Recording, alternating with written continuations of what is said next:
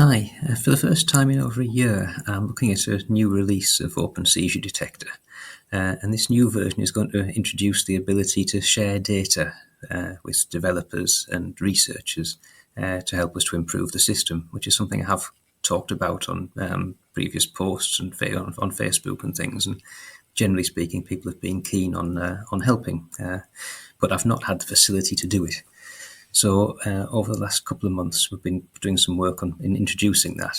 So what I want to do now is just give you a quick overview of the reasoning about why it is we need to do it and what will be involved. And then I'd like to just give you a demonstration of what the user interface on the OpenSeizureDetector app is looking like, to give users the chance to feedback and help improve it and make it simpler and easier to understand if necessary, before I actually release it onto Google Play Store. So just to carry on, then I'll give you the quick overview before we get into what the app is looking like. First thing, as far as data sharing is concerned, things to note. The OpenSeizureDetector algorithm, it's been unchanged since we first published the system back in 2016. And the idea had always been to develop it to improve the detection reliability and reduce false alarm rates. But the main thing that's been preventing that, apart from me finding the time to do it, is a lack of data of seizures and also seizure-like activities, so that we need to be able to distinguish between. So lack of data has been a really big issue as far as how far to go with these things.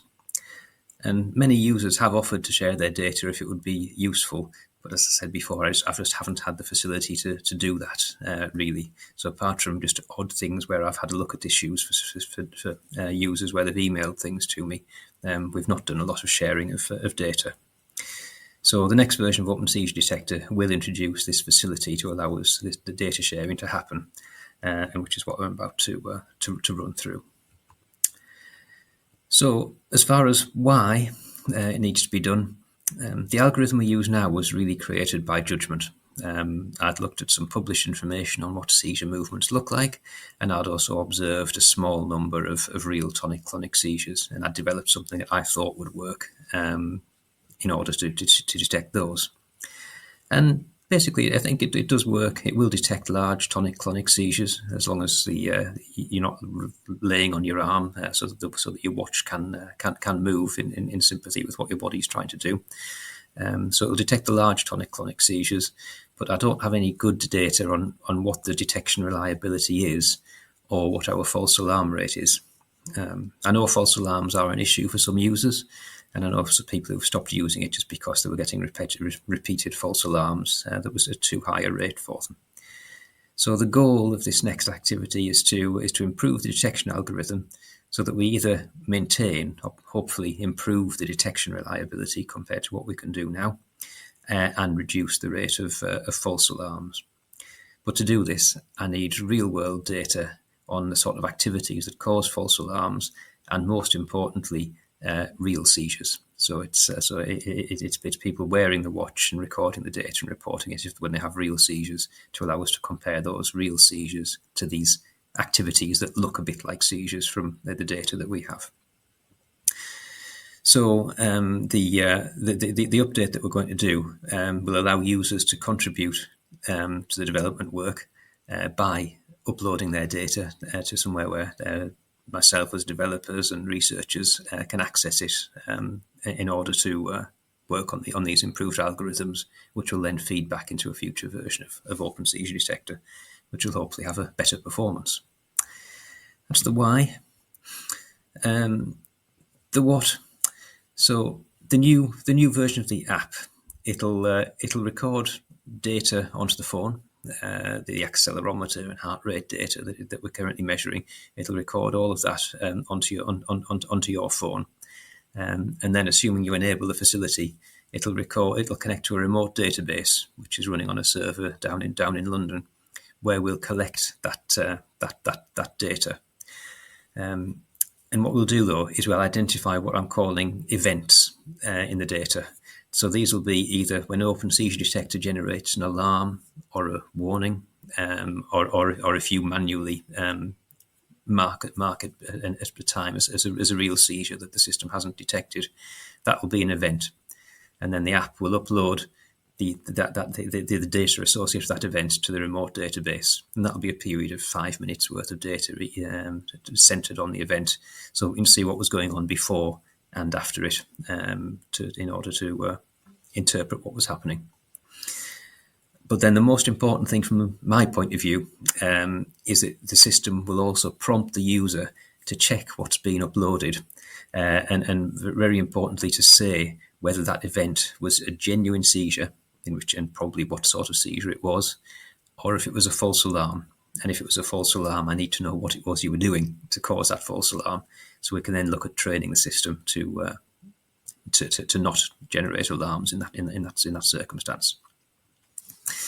So the idea is we'll collect that data where you've told us what caused the event, and we've got all the accelerometer data, and then developers and researchers will be given access to that data in an anonymized way, so that there won't be anything about who you are. You'll be user number 123 or something like that.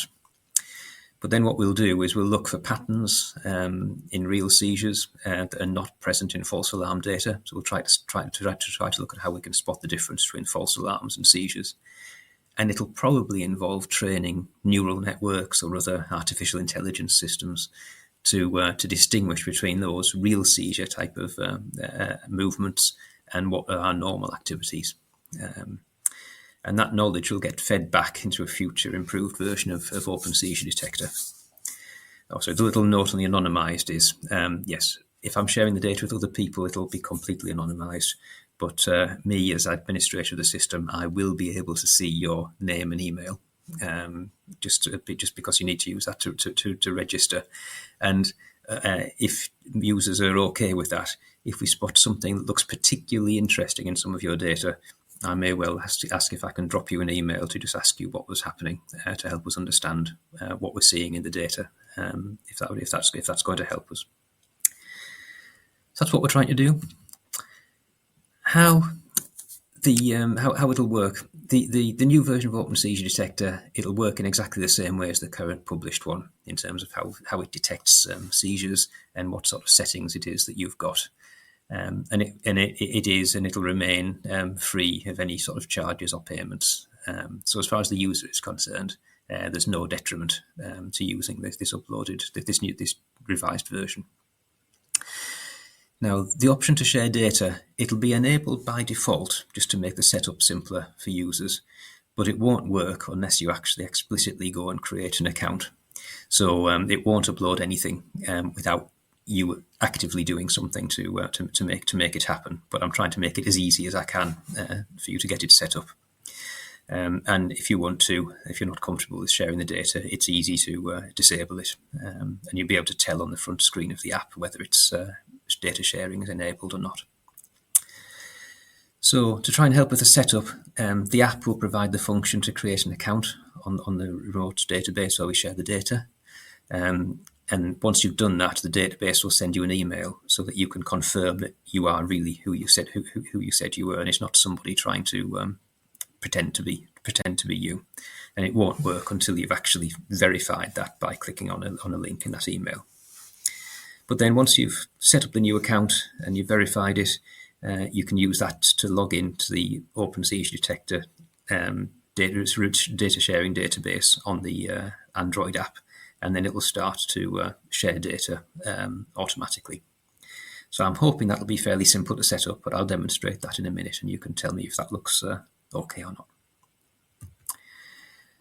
Then, once it's set up and it's working, when an event happens, so that's either an alarm or a warning or a fall detected automatically by OpenSeizureDetector, or if you press the button or select something to create a manual alarm to record a seizure that the system hasn't detected, that will create an event on the phone, and then every now and then the phone will look to see if there's any new events, and if they are, it'll upload them to the data sharing database. And then periodically, the app will look at the database to see if you've got any events that have been uploaded automatically, but you've not yet confirmed whether they're genuine seizures or false alarms. So if there are any unconfirmed ones, it'll add it'll create another little notification on the top of the screen to tell you that you've got unconfirmed alarms in the database and ask you to check them. So when you click on that notification, you'll get a list of all of the events that are in the remote database, and you'll be highlighted to click on the one that's not being confirmed. And that will then give you options to select, is this a real seizure? Maybe it's another medical event, or is it a false alarm? And then if it is false alarm, there'll be a drop-down menu where you can choose what sort of thing it is. And that's something we'll have to build up over time as you report things to tell us what sort of things are causing you false alarms. But most importantly, there's also a notes field where if what the sort of drop-down menus have in them doesn't completely describe what happened, or if there's something else you think will be useful, you can just type some extra text into there, and that'll tell us what's interesting about this data that we might want to look at. Yeah, so the idea is you set it up, it'll upload data automatically, but I will need users to go and look at the uploaded data and tell me whether it's a real seizure or a false alarm. That's a really crucial part of getting the benefit out of this. So what to expect? Initially, you won't see much change. You'll be sending me data, and you won't see anything coming out of it. But what I'll need to do, working with some other researchers, is work out how to analyse the data and look for patterns. We may well decide we need to change the watch app that runs on the Garmin watch to send some extra data to help us distinguish with what's going on. And the first thing you're likely to see as a user coming out of it is an update that will look at things that it thinks might be false alarms. So the OpenSeizureDetector algorithm is detecting it as a seizure-like activity, but it might say, this looks like brushing the teeth or doing some typing or something like that, and sort of suggest to you what the false alarm might be. Until we're confident that that's working, I wouldn't want to reduce the number of alarms that OpenSeizureDetector did, but that would be where we'd head in the future. But then if we are successful in producing a better or an alternative detection algorithm, what we'll do is we'll produce another version of OpenSeizureDetector that will have the option to use both algorithms and share data from both methods, and you'll be able to select which one it is that you want to generate the alarms, depending on which one you prefer. So that's what you can expect to get out of doing this. And that's a little flowchart showing how the app will work. But I think what's probably better is, rather than me talking through this flowchart, I'll show you the app setup procedure, and you can see how it works as a complete run through. So hopefully you can see what is there. The screen on my telephone at the moment, and I've got OpenSeizureDetector installed. This is a clean install without any setup having been done, as though you just downloaded it off the Play Store. So we'll click on it, and it will open. We have to allow access to the file store as we always have done, and then there's the usual message when you upgrade, which will show you what's changed. It'll then start. For this demonstration, I'm using the phone data source, so it's only actually using the accelerometer in the telephone rather than being connected to a watch, just to make it the setup simpler. But if I give my phone a little shake there, you can see that it starts to show data on the graphs. So it's working as though it would on a phone. So things that are different from previous, you can see we have this little data sharing status not logged in. So it's trying to share data to the remote database, but because we've not set up an account and logged in, it's not actually doing anything. And that's in the sort of warning colours that I use, just so that you can see it's something that needs to be addressed. So what I'll do is I'll click on the menu on the app, and the menu will pop up. And if I now go into Data Log Manager, we can think of a better word for this if we want to.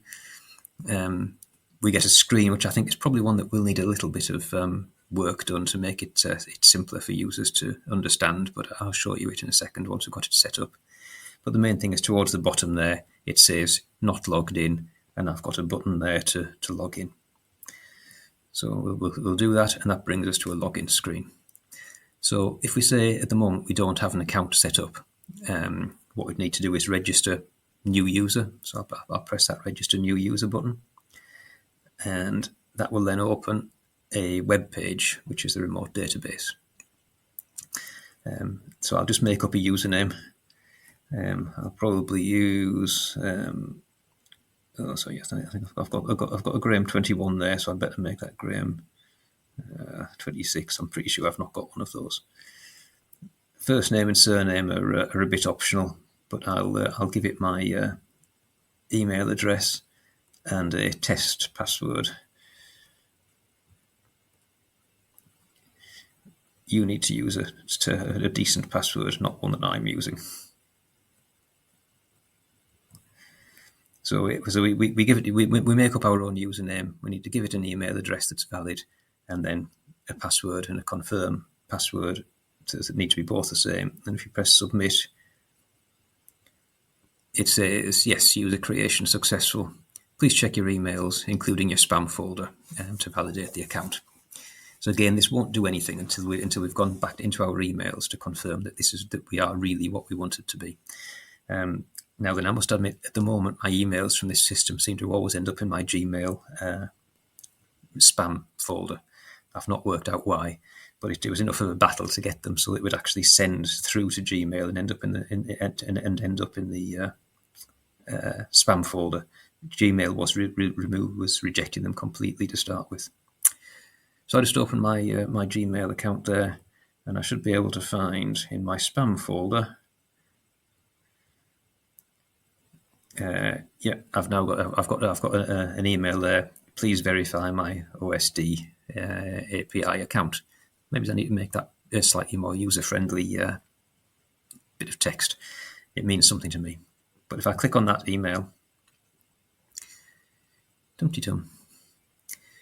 Yes, Google saying they think it's spam. This one isn't, I know.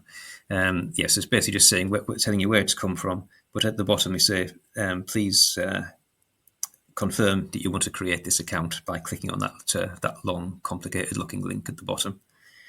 So we'll click on that, and it'll then just go back to the web browser, and it says yes, registration is confirmed, and we can close the browser window.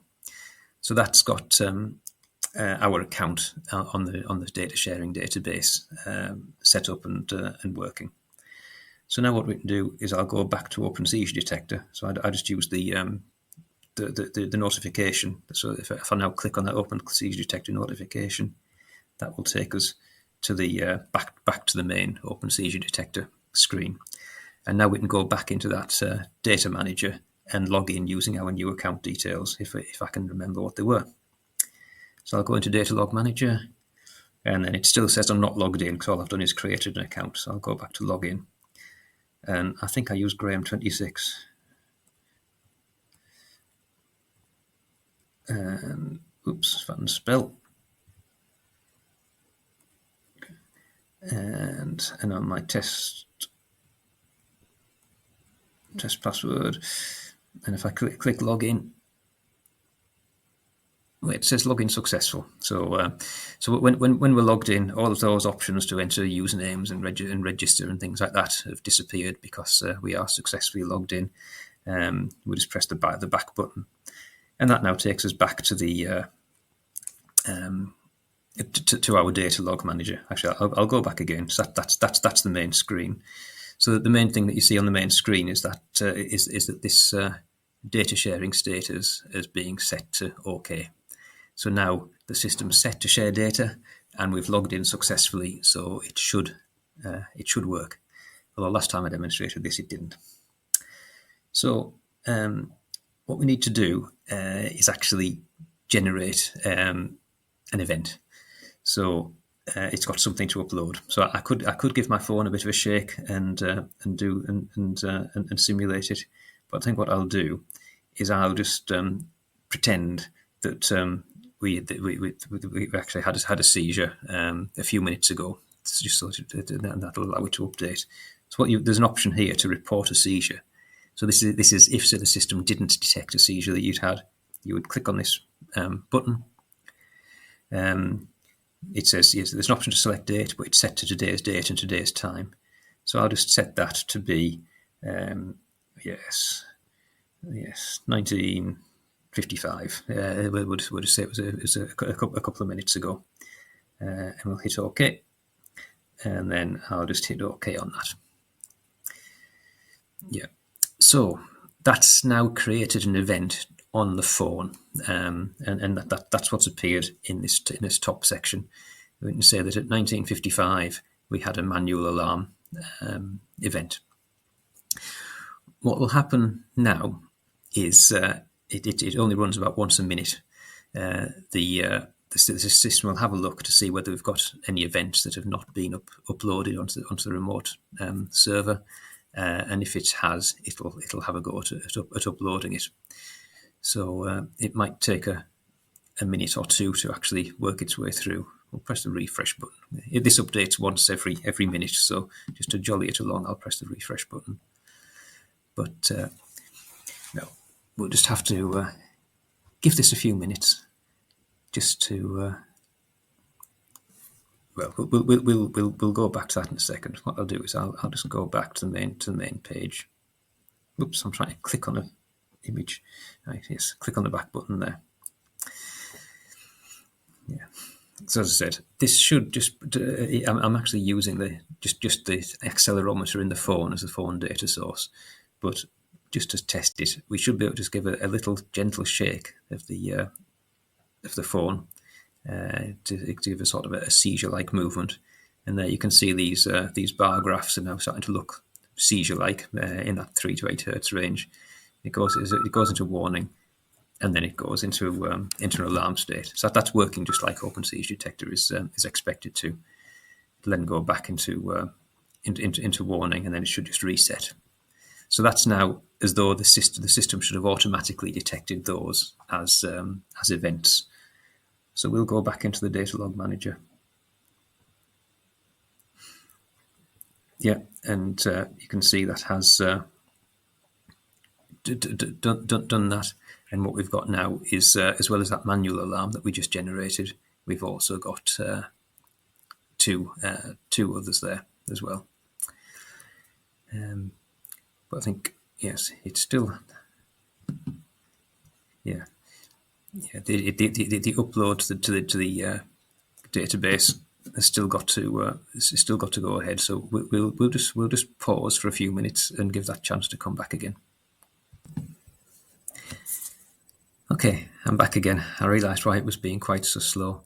There is a setting that I've got in here to tell us where you can select whether you wanted to do the data sharing if you're using the mobile internet or not.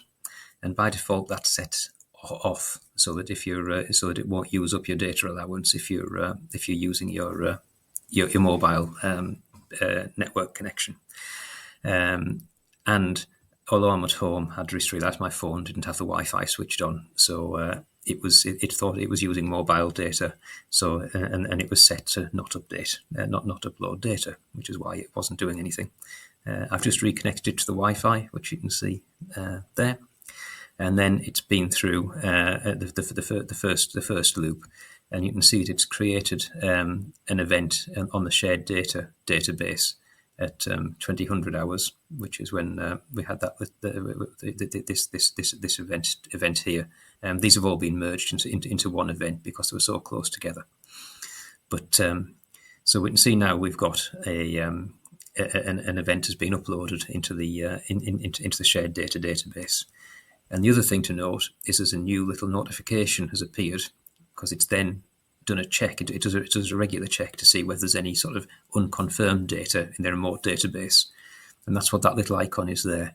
That's supposed to be my OpenSeizureDetector icon with a question mark on the front of it. If anyone's better at graphics than me, I'd really appreciate a nicer icon than that to mean, please come and tell me something. But what I'll do is just to show you how you can respond to that icon, rather than me doing it here, we'll just press the back button and we'll just close OpenSeizureDetector down altogether. And then what we'll do is if we just pull the top screen down, we can see our notifications, and you can see that we've got a unconfirmed seizure event. Please check your shared seizure events notification. So I will click on that. And what that does is it brings us back to that page, the data log manager that we were just looking at.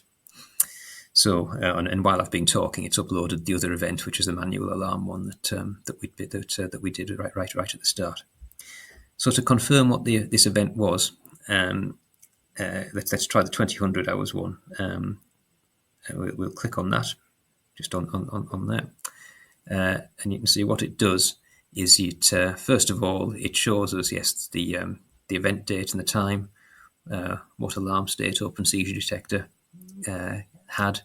As it happens, this should really have been the alarm one because I had an alarm there, so that's something I'll need to fix. But then we need to tell it what event type it was. So our options we've got are: it was a genuine seizure, it was a fall. I sort of thought, well, there might maybe be other medical issues that might be seizure-like, that might induce a shaking that might set the system off. You might want to record that, or it could be a false alarm. So let's just assume that this one was a genuine seizure that we'd... let's assume this one is a false alarm caused by me typing on my keyboard. So I'll click false alarm.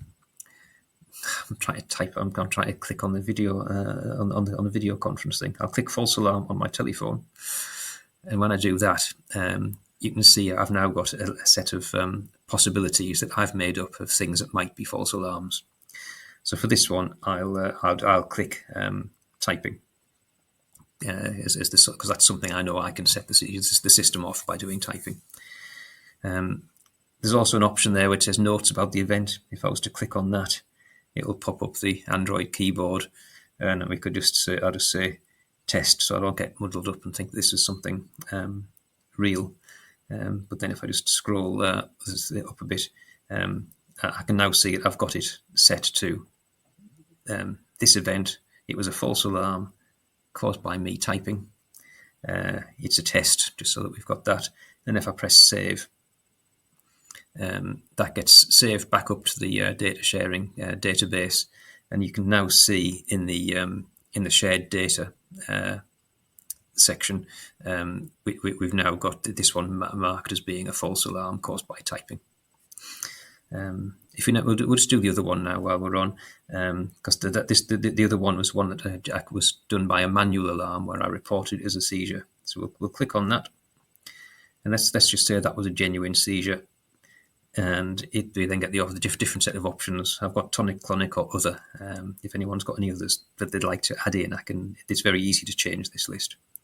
I'll say it was a tonic, clonic, but I'll just say test there as well, just so that I don't get confused. And then I'll do save.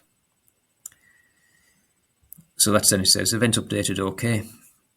And in the shared data, I can see I've now got them validated as one false alarm and one seizure. And what you might have just noticed is just then the extra little please check your events icon has disappeared. So that means as far as the system is concerned, as a user, I've now done everything that I need to make sure that data is up to date. The system's uploaded it automatically, and then I've said whether it's a real seizure or a false alarm. So at which point you can just backspace out of that and get on with your whatever else you want to be doing. So that's the system that I've got working currently, and I would really appreciate any feedback that users have on either the idea of sharing the data, what else you might be willing to share. I'm trying to ask for minimum data because of data protection issues, but I would like to maybe be able to get in touch with you if you have something interesting that shows up as we start to analyse it. But then there's also the ease of use of the initial setup, and then that reporting, whether it's a genuine or a false alarm seizure. If there's anything you think I should do to try to make that easier, that would be appreciated, because that needs to be as easy as we can get it, because that's by far the most important bit. Uploading the data is great, but unless I know whether it's real seizures or false alarms, it's much less use to me to be able to do anything with. So, yeah, please get in touch with feedback and let me know what you think about that. Thank you for your time.